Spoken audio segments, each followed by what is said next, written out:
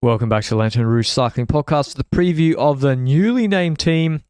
For the first time ever, Vinokurov and Astana give up the first title sponsorship of Astana, and they are now to be known as XDS Astana Team. Big changes on the horizon, from potentially having no money from riders leaving to now having big investment. Apparently, changes here for Astana. Maybe a change certainly was needed. We're going to review their 2024 season, which was not good at all. And then we're going to get into their future, what that looks like. But this was the news. I'll actually review their 2024 first, Benji. Then we'll get into the more positive news. 2024, Astana Kazakhstan team, 12 victories, 1 World Tour victory, of which 1 has been done in the Grand Tour.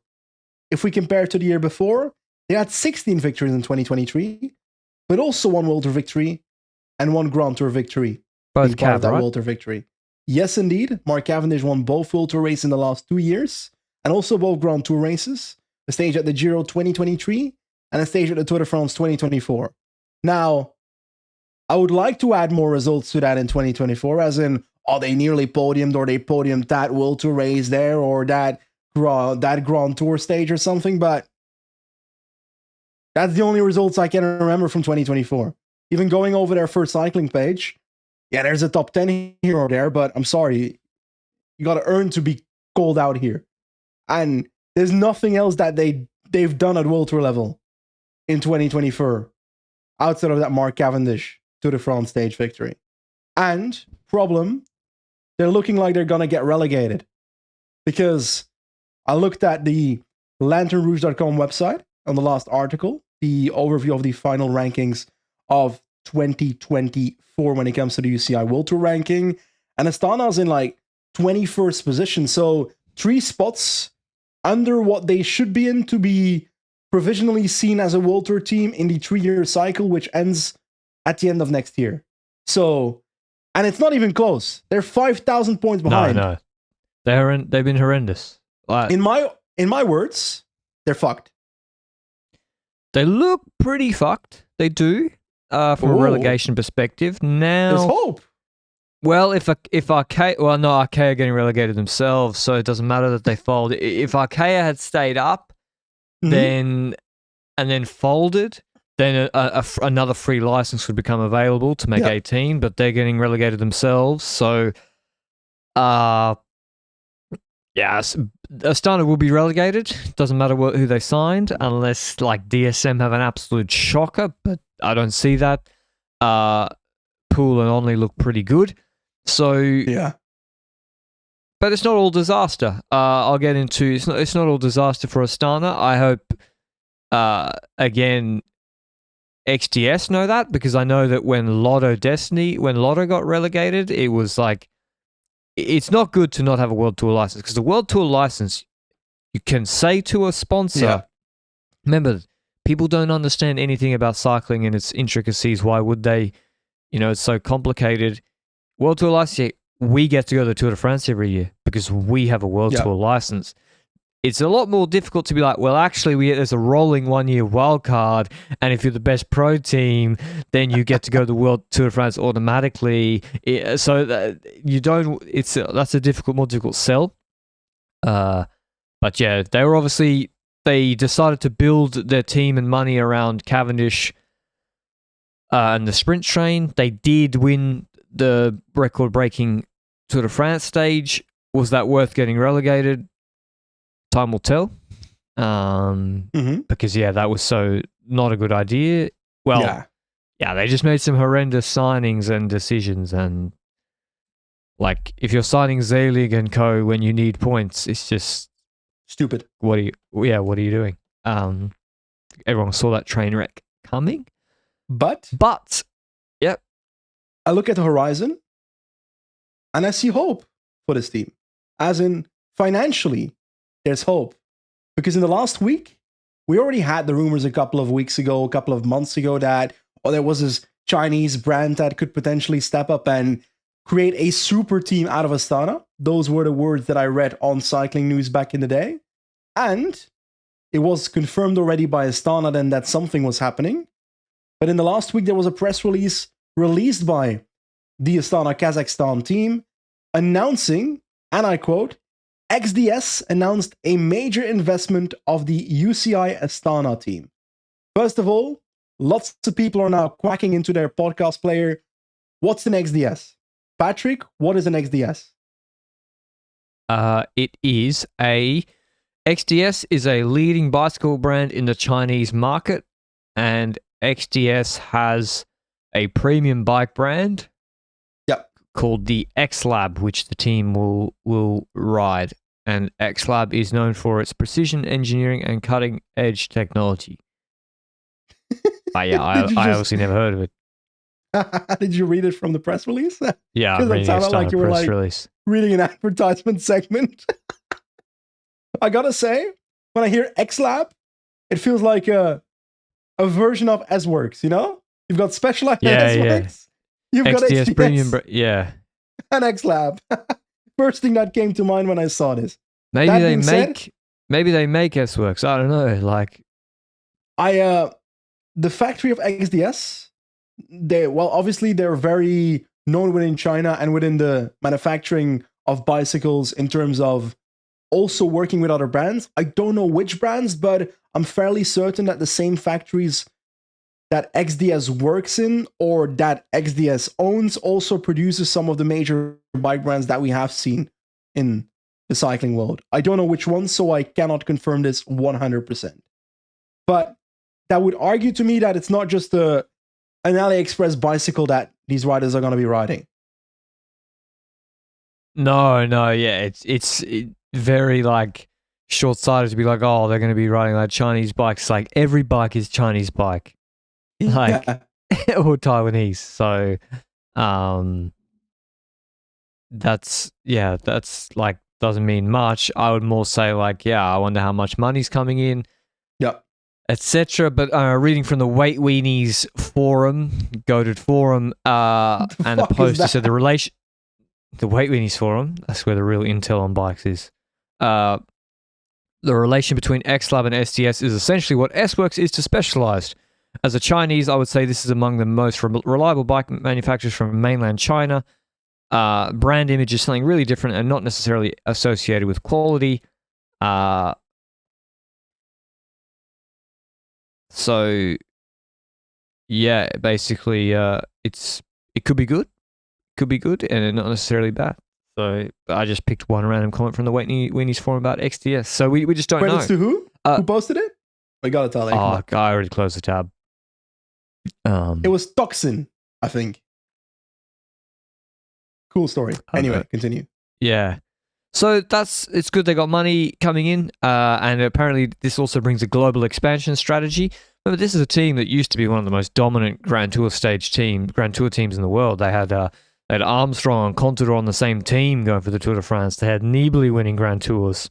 Yeah, a storied franchise. A good old days. But the major investment of the Astana team, I'm again reading from the press release, is not only a major step for XDS in the world of professional cycling, but part of their broader strategy to expand into international markets. They've long been a leader in China's bicycle market, and now they're ready to take the next big leap. They want to expand into Europe and other key markets. So maybe Benji, Taiwan has Giant, and they've used J-Code. They're renowned internationally. And I always wrote, in Australia, if you're a uni student wanting a good bike, Giant was the price to quality ratio was unbelievably good. Maybe XDS mainland China, and they want to use Astana to break into, the global stage. Yeah. I think it's very possible. And I gotta say, not a big fan of their X-Lab logo on the bike, but it's not about fashion, it's about speed. And whether the bike is aero enough or not, I don't know either. I'm not an engineer here. But I guess we'll hear a lot of expert voices on that in the coming weeks. We already got, remember when people said ages 2 are going to be riding decathlon bikes, everyone started laughing. Yeah.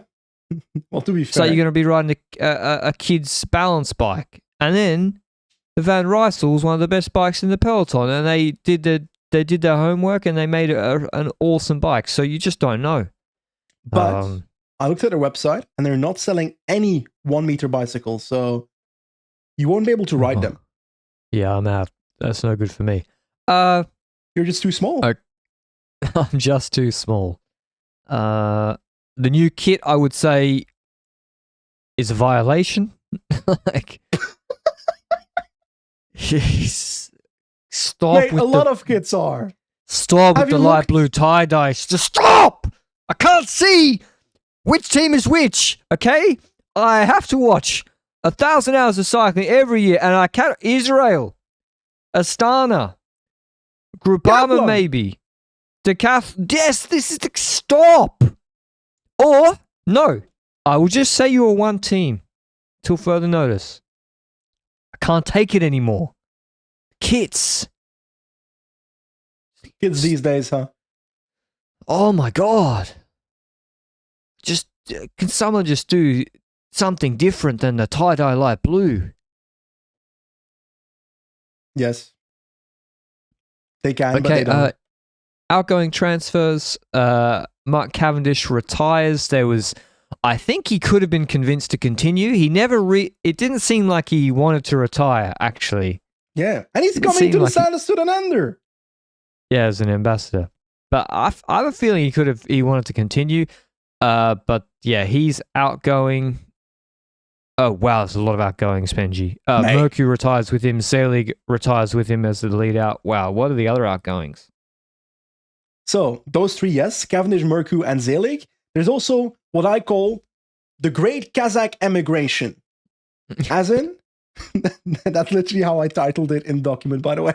But first of all, Lutsenko's leaving to Israel Premier Tech.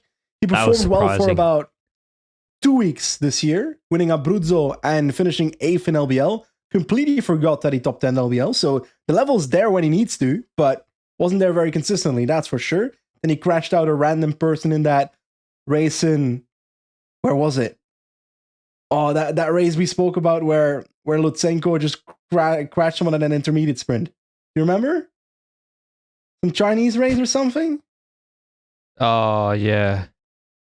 Anyway. I remember. Next to him, maybe. Pronsky, Gruzdev, Marukin, Brusensky, Chan, and Girik are leaving. Right now, Kuzmin is also set to not have a team yet for next year, but I think Benson reported on Twitter that he is staying at the team, so at least one Kazakh rider staying together with the Vino Bros. Other leaving riders, Battistella to EF Education Easy Post, Garofoli to Sudal Quickstep, and Santiago Umba is dropping down to the Astana Dev team. So this is an example of a rider also going to the Dev team, much like we had in the previous podcast we discussed about... What was the team again? Bora with Joe Lewis. Yes, correct. So a lot of riders are leaving. But let's be honest, the most important two names that are leaving, or perhaps three, is Cavendish Mercu as a duo is leaving. So Cavendish won't be winning that other World Tour victory again next year for the team, which he has done for them in the last 2 years. And Lutsenko leaving, I would still argue, is a big deal for a team like Astana Kazakhstan, but not with the level he showed in 2024. So I don't have a problem with these riders leaving, especially because, no offense, 80% of the riders were Kazakh NPCs. Yeah, exactly. So Lutsenko was a big surprising one. I was like, I don't know whether that was his decision or Vino was like, it's time to move on. Yeah, there's just no wins here. It's fine. Except Cav. And probably except Cav. But he also, it's not like Cav wasn't winning 5 or 6 races a year either. He wasn't like really padding the stats. Yeah. Okay, and then the incoming. So they've now pivoted to Healy riders because they need points and they're going for points. And so the goal of this team is to get the rolling annual wildcard. That is why it's not a disaster for them, because if they can get enough points to be ahead of, because like Lotto and Israel will get promoted, and so the wildcard for 26 is between Tudor. There's 2 available. It's going to be between Tudor, Astana, Q365, and I don't know, someone else. So they've just got to beat Q365 to get the wild card with Tudor. And that's possible. So that's what I think they've made their signings. Do I like all of them? No, but yeah. Let's go over them. So, Ulisi comes from UAE Team Emirates. Was a cornerstone for UAE when it comes to gaining a lot of UCI points throughout the last couple of years. So, Astana sees that. XDS Astana, gotta name them well. They see that and they're like, okay, this guy can do that for us. He's also getting older, so whether he can consistently do that from this point onwards, I don't know. White Pools, Bahrain victorious. Not necessarily the biggest UCI point scorer in my head, though. But if you send him to the right races, he still performs, in my opinion. He's still a good rider. And also, he's also the kind of rider, if you send him to a Grand Tour, it's not actually impossible that this man still wins a Grand Tour stage. So, I think it's valuable. You won a Tour stage in 23. Yeah, against other route. Mike Teunissen from Intermarché, lead out character, potential classics character, but he's also the kind of rider if you send him to these two classics, but also 1.1 classics, I would argue he's probably going to score a few points as well throughout the year. Higuita, depends on which Higuita you got. If you got 2022 Higuita, mate, gold mine. If you got 2024 Higuita, you're fucked, mate. Champoussin, that man was living in luxury after his Arkea contract came in. Do you think he's still on a lot of money at XDS Astana? Bro, I can't summarize. They just get, that's what I mean. Some get like this. Yeah. Like, what is Clément Champoussin? Was a breakaway rider. Yeah, but he's on a 2-year deal at XDS Astana. Not the most consistent point scorer. He did score nearly 700 this year, but obviously Arkea, he didn't do what they hoped he would. Yeah, like, so that's what they signed. Aaron Gates for points. He deserved a World Tour contract, frankly. I'd be keen to see how he goes. Malocelli's a Conti sprinter. He was at JCL Team Yukio, but he won 1 million races. He's 31, but to be honest, they need a sprinter, and he can sprint. Conchi's quite a nice rider, hilly rider from Alpes and Koenig, Italian. Romelli and Toniati from the Devo team. I don't really know them. Caggiamini is from Colpack. He's actually quite good. I think he came top, 5th in L'Avenir with a stage. He's quite good. So that's a really nice pickup. And Van Beckham as well was good in L'Avenir and really won Ronde Lizard, just good throughout the year. So he actually will be able to perform immediately, I would say, in the Italian Cup circuit. So that's a nice pickup as well for not too much money. Both him and Caggiamini as neo pros. So they got some. Okay, what sort of rider is he? I met him in I think it was Istanbul, in the Tour of Istanbul. He's quite a punchy character. Was on the Astana Dev team. See, he's like, I right now lean towards like the lighter Italian classics, the hilly Italian classics with like perhaps a flat ending where he can win in a group sprint. That kind of vibe. I think this guy's actually talented. So this is a signing that it wouldn't shock me if he actually, like, remember when Battistella was good? I think that's what Romelli is right now. When was that? You just said no. Fuck. Well, there goes my argument. A light, punchy Italian sprinter that can't sprint or punch very well. Yeah, it's like Italian Aramburu. No, it's not. It's really not. But yeah. But Romelli looks pretty good. Like beating Genier in a sprint in Istanbul. Genier's pretty quick. Bergero's pretty quick. So, okay, that's a lot of Italians. They also bring in Bettiol. I'm counting Bettiol as a transfer for this year. Yep. He was a mid-season transfer from EF, but he is going to be part of he's their classics leader. So now because they really in the Cobble Classics, they really didn't have anything. Now they have Bettiol and Teunissen. They can at least get some points in and that's where all the points are in these huge one-day races. Mm-hmm. He can lead Strada. And so, they bring in Bettiol. And that's what, yeah. See, But that he's they're so going to want to get fucking as many points inconsistent, as man. Benji. If someone's going to pay you millions of euro a year to not train in the way that the other guys are training, why would you change? Yeah, fair. Like, we've spoken about a lot of outgoing transfers, a lot of incoming transfers. Just to give like an overview of the roster right now, when I see climbers at XDS Astana, I think Fortunato, Pools. I've got also Shampoo on this list on paper. Hasn't shown it in a while. Charmik, Higuita? lower end climber. Konshi, Higuita, those are the kind of climbing vibe. Kajamini, Lopez. Masnada, Van Beckham, Lopez, and Tejada. That's the list of potential climbers. And I'm saying climbers widely because I'm thinking that's both GC rider in Fortunato for this team and breakaway riders in all these other riders. And sprinting squad, they've lost their main sprinter. They've got Syriza, Bol, Canter, and Malucelli as the leftovers. When it comes to the Ballerini. classics and stage hunters, for me, Ballerini's more stage hunter / classics. Yeah. Especially at this team, because he's been dog shit ever since he left Quickstep. Ballerini, Petiol, Teunissen, Romele, Schelling, Gate, Mulubran, Fedorov, Gazzoli, Scaroni, Ulissi, and Velasco. Those are the classic / stage hunters for me. And also a broad label I put on them. But also, Gazzoli got popped for doping, came back instantly at Astana, performed very well for 2 weeks, and then disappeared again. Like, I was expecting this guy to actually be decent after he won a few races ever since he got back. Oh, was that in 2023? Yeah.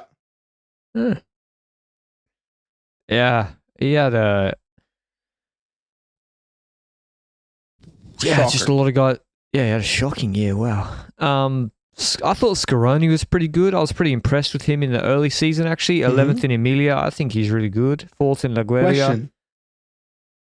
If we take a look at this team in 2024, and we look at Astana in general, whether it's equipment, whether it's staff, whether it's just in general, how much of Astana not being good in 2024 is individually the riders versus the performance management of the team looking like it's awful based on the way these riders are performing?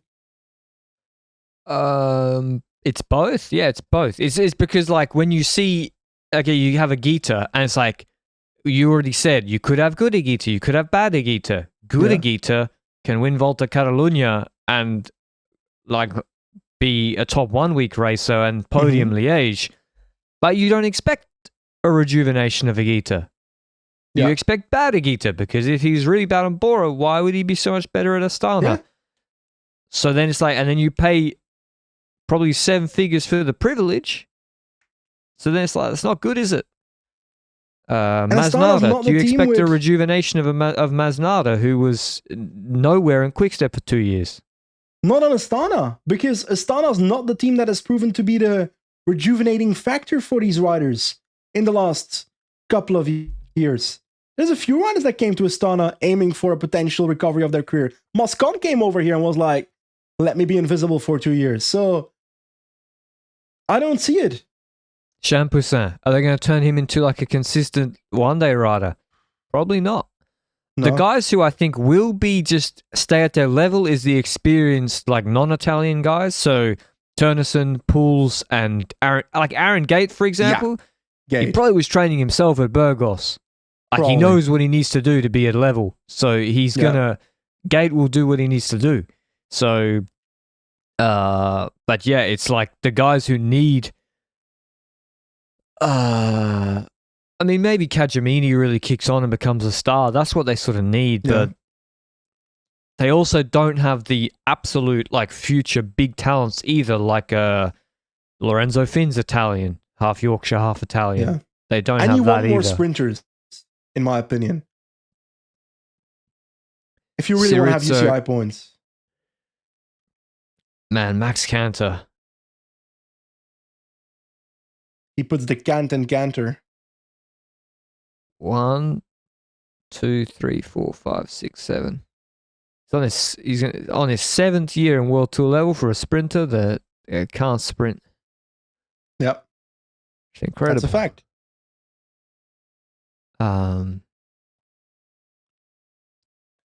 So yeah, I wouldn't expect him to suddenly be winning multiple World Tour sprints. Yeah. Maybe Turnison can guide and be a big help. But Turnison's probably just as fast. Yeah, honestly, yeah. Yeah. So, like, yeah, if you told Turnison in every single sprint, go for your own result, he probably won't win much either because he doesn't have the top end, but actually, like, he can, in the draft, follow and, like, get you some top 3s in Paris-Nice sprints because he's crafty. He came 4th in the Paris Tour sprint behind. So, well, 2nd in the sprint, rather. Maybe Malicelli, Benji. Maybe Malicelli's, like, secretly, like, really, really good. I don't know. So, let me... You don't sound very bullish. I am not very bullish. The performance of Astana has not been up to expectations compared to what I expected from the individual riders on their team in the last couple of years. When Ide Schelling joined this team, Ide Schelling was a rider where there was potential and a potential ceiling that wasn't reached yet. Astana made him worse. There's numerous riders that went to this team to potentially get that second coming in their career. Did not work out. Yes. So, they've had their eras. They had the Contador era. They had the Nibali era. They had the in-between eras a bit, but Lutsenko also era. Had the Cavendish era, I would argue, in the last 2 years. Cavendish was their focus and their vision for the team to get that 35th victory in the last 2 years. He is exiting, and now the team is trying to salvage themselves after that vision brought them UCI point doom by signing lots of riders that could perhaps perform if they find their peak level again, which for a lot of these riders have not been able to do recently. And usually when you sign 5 of those riders that haven't performed at their peak recently, only 2 or 1 are able to perhaps step up again. That will not be enough to do anything for those UCI points, definitely not for like the 2-year cycle. That's fucked for next year. But for those year-on-year, the only hope that I have for this team is that they sign these riders on 1-year contracts, and it's a temporary plaster. What do you call that? Like a thing on a wound. Band-Aid. A temporary Band-Aid to actually properly sign riders that could help them next year. Because while Puls is coming in on a 1-year, I think Ulisi as well, a few of these other riders as well. No, Ulisi 2-year. Fuck. Masnada it was, I think. Yeah. So, that's my only hope. Igira 2 years. So, they also signed some new stuff, so they got a change of equipment. Maybe the equipment, it could be an upgrade. Like, it could be the equipment wasn't, maybe the equipment's a big upgrade. They bring in Dowsett, I think. But what changes? With the team? Yes, he's now the performance manager, and he tested the new X-Lab bike in, I think, Silverstone in the wind tunnel in the UK. But when I look at the team itself, when I look at the bike setup, how much of it changed? Because you still got the Vision wheels, you still got the Shimano group set, I'm pretty sure. The frame changed, which that matters. Let's be honest about Aero, that matters. But are there other components that changed outside of the frame? I have no idea. I don't think that many. So yeah, they've hired new people from their performance group. Yeah, Dowsett, new coach Helmut Dollinger, new strength and conditioning coach Manuel Crespo, maybe Herman Crespo's brother, great goal scorer, and Morgan Sorcine is a sports data scientist they hire as well. So, and then they got Pete Kenner coming in as a DS alongside Renshaw. So maybe things change. Okay. Maybe they don't. How many World Tour victories, Benji? Well, I had one in. I'm gonna stick with. I'll go with one again, and it's gonna be Wout Poels. I'll go with 2. It's possible. Mike Turnison wins like a Romandy sprint. God. And Bettiol, or Cantor wins a Guangxi sprint. Good. It's World Tour. Okay. Any other hot takes? Or hot takes for Astana? They gotta beat Q365 in the annual points. They still should do that. Pidcock versus XDS Astana. Nah, they'll still these guys will all, even if they have bad seasons, they still pick up 500 points each. Yeah. Ooh. I don't know, actually. Don't really have a hot take for this team. Yeah, me either.